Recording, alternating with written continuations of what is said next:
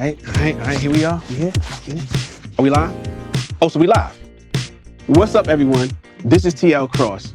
These days, it almost feels like I'm everywhere at the same time. Instagram, Twitter, Facebook, TikTok, MySpace. Well, not MySpace, but you get what I'm saying. If this were first century Northeast Africa and I mentioned the word scroll, you'd probably think of a papyrus, something that you roll out and write on. Well, today, it kind of means the same thing, except today, scroll is an action verb, like we scroll daily. But this is one of the modern things that keeps us connected. In the 90s, the internet was interesting because it was really about access. Not only was it about access, but it was also about understanding where to go once you had access. You sort of had to be deliberate in your use of the internet. You kind of had to know, here's where I'm going, here's the website I'm going to, and here's how I'm going to use it. And it was always slow, no matter what. You had to wait for the router and the dial-up and then right, the crazy sound. There was a brand new world out there. It was the idea that we'd be able to invent what the future might look like, and it was groundbreaking. It's important to remember that this was the moment where Al Gore was defining the internet. And when people when people thought it was going to be in that time was like a giant library, right? If you think about what is the web, what is the unit of the web? It's a web page, right? This is going to be a bunch of kind of like static information on the internet. Really, it wasn't until around 93 or 94 that consumers, the mainstream audience, actually even heard about the internet and knew what it might look like and what shape it could take and started to use it. Like, that's when some people started getting email addresses, right? It wasn't that long ago. Question. Do you remember Black Planet? Okay, so check it. Let's start here. There was once a satirical indie film called Fear of a Black Hat. Hilarious. But the title of that socially conscious film was derived from a brilliant piece of art that was not a comedy at all. In fact, it was by iconic hip-hop group, legends, Rock and Roll Hall of Famers, Public Enemy, Fear of a Black Planet. Years later, a social media platform was erected called Black Planet. Black Planet. Black Planet? I do remember Black Planet. Yes, I remember Black Planet. I believe Black Planet is the OG of social media. I mean, long before there was a Facebook, long before there was a Twitter, it was the way that we connected with each other. So when we came along in 1999, we really had to hack the web to make it social, right? So in order to layer on chat or to make it so that you could customize your own personal page or see who else was online at the same time, we had to build all of that technology from scratch and layer it on top of this platform that was really designed to be static and very information heavy, not social. So it took a lot of technical chops to pull that off, but at the same time, because we pulled that off, it just blew up in a way that even some of our kind of most skeptical competitors were impressed by. Black Planet was one of those things where it was like, let's create something that the community then builds. I think Black Planet's position in Black culture, we would say it was like the gateway to our internet activity. It was the first place where we understood what HTML and CSS was. That was where I would show off what I was doing. All my moving GIFs, early Photoshop. I was just on there just talking trash and just, linking up with people. My profile on Black Planet would have some of my modeling pictures. I would also maybe take a video or a picture of my video when it was popping up on TV and place it on my profile as well. So you knew oh, that's the girl from this video, or that's the girl I saw in this ad. It was important for me to market myself and kind of build I like to call it my tribe. So you knew that I was in the know. That I was doing my thing, that I was that girl. Long before there was a Facebook, long before there was a Twitter, it was the way that we connected with each other. The original private message, or even props, right? Black Planet had props before Facebook had likes. When you said anything that was amazing, it was our opportunity to say, yes, we agree. Some of my friends discovered that they could meet women on Black Planet. And that was an epiphany in itself, like, you know? I would go into the chat rooms and be a part of these really, really vibrant, fun, spicy conversations about music, about politics. I love that stuff. The thing that drew me to Black Planet was I knew I was gonna see people who look like me, talk like me. We knew when you logged onto Black Planet, you were gonna see a reflection of yourself in so many different ways.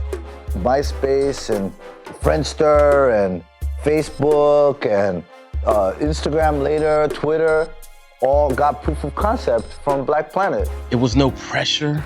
You could just be who you wanted to be. Now it's like pressure to be on social media. The stakes are all high. You post the wrong thing, you get 2 likes, your heart starts beating weird. And, so back then it was just real pure. Black Planet is a celebration. That's what I think about, is that it's a place to come and have fun and engage in discussion and, be in a place where you can come as you are, as a Black person. There's so much code switching that we have to do. And you don't have to do that on Black Planet. And that's what makes it powerful. When we first, started looking to purchase Black Planet, the internet, age had come, and we were a traditional media company and hadn't really decided on what our internet strategy was going to be. And so we, as a company, were really being pressed to decide what our online strategy was.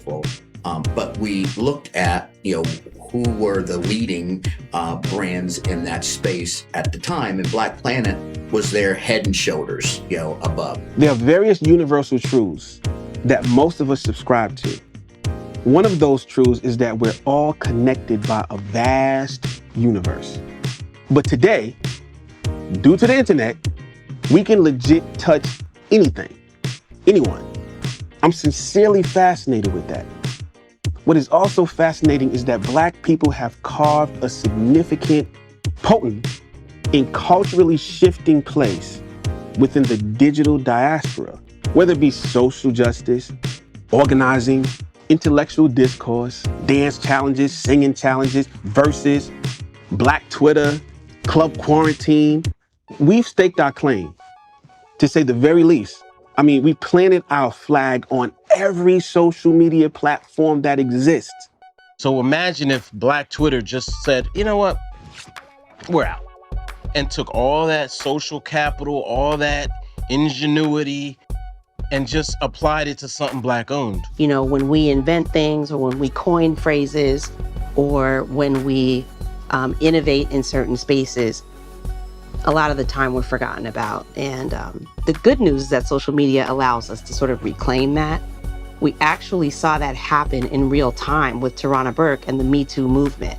Alyssa Milano says, post Me Too if you've ever, been a victim of sexual assault. And when I saw that, I was like, say what? Black Twitter is this sort of galvanizing voice that speaks in a very loud and aggressive way that says, no, this is what's important.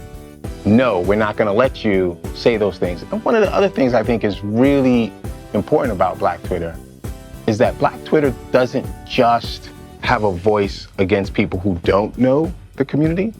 It also looks inward. So when you saw instances of Snoop Dogg go after Gayle King, right? Black Twitter stood up and was like, nah. You can't go after a sister like that. Black people, Black culture is generally, led the charge in what's new, what's hot.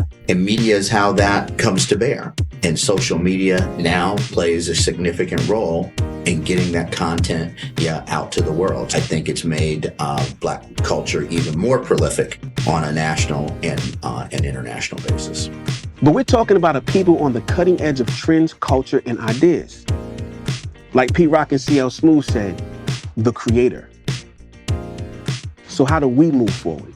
When you look at MySpace, right, and how MySpace blew up, and when you look at what made Twitter blow up, and when you look at Instagram, There were these Black spaces on these social media platforms that I believe really drove the traffic because the community came there and they became the leaders in producing content. If Black culture is driving Instagram, if Black culture is driving Twitter, or even MySpace back then why isn't it its own place? It's gotta be a point where we just say enough is enough, and we're gonna support each other, and we're gonna uplift each other, and we're gonna be unabashedly and respectfully, though, supportive of our own. I think social media offers us the democratization of voice, the democratization of media, right? Of being able to be an activist, to gain momentum, to get people to actually hear your message. The way I think about it is, there's an analogy I use in the soccer world. They always say, good soccer players run to where the ball is. The great soccer players run to where they know the ball will end up. And what we've been doing as a Black community has been running behind the ball and trying to catch the ball. We need to move and make a drastic shift to start thinking about how do we actually start thinking about where the ball will be. And so we get in the lead of where technology is going to be most useful globally. We have to reestablish a place for Black people, because right now we have Black Twitter, and that's not a thing. You know what I'm saying? Like, no matter how we want to, it's really not a thing. It's just Twitter. You know, monetizing the hell out of the Black slice of it, and other places as well, you know, where we've seen them be extremely hostile to Black voices, and like literally Lil Boosie can't get a break for nothing. I want to make sure that we don't lose our place as pioneers and at the forefront of all that stuff. And we can take advantage fiscally, right? Reap the benefits fiscally of the power of who we are and how we show up, married with the new tech, the new inventions, the new paradigms. I think that that's what's so critical for us to really be thinking about. How do we